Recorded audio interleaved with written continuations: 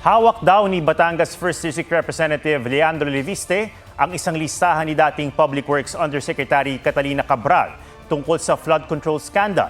Nitong Setyembre, ibinigay umano ni Cabral kay Leviste ang tinatawag na Cabral Files o record ng mga mambabatas na may mga proyektong pinaglaanan ng DPWH budget matapos itong bigyan ng go signal ni Secretary Vince Dizon.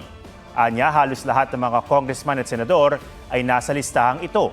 Kabilang na ang inang si Senator Loren Legarda. Pero sabi raw ng senadora, hindi ito nakausap ni Cabral.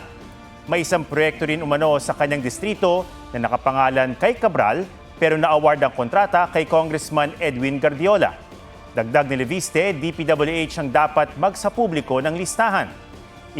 Pinakita na raw niya ito sa Independent Commission for Infrastructure o ICI at Ombudsman pero kailangan pa umano ng ebidensya na mag-uugnay sa mga kongresista at mambabatas. Samantala, may na-recover na ebidensya sa hotel room na tinuluyan ni Cabral kaugnay sa kanyang pagkamatay ayon sa NBI. Kasama rin sa sinusuri ng NBI ang viral na selfie ng driver ni Cabral, dashcam footage na nagpakita nila kay Cabral na nakaupo sa concrete barrier sa Cannon Road. Habang nakikita ring ebidensya, ang natagpo ang cellphone sa loob ng kanyang kotse at lahat ng computer at electronic devices na inisyu kay Cabral mula sa DPWH para sa ilalim sa forensic examination.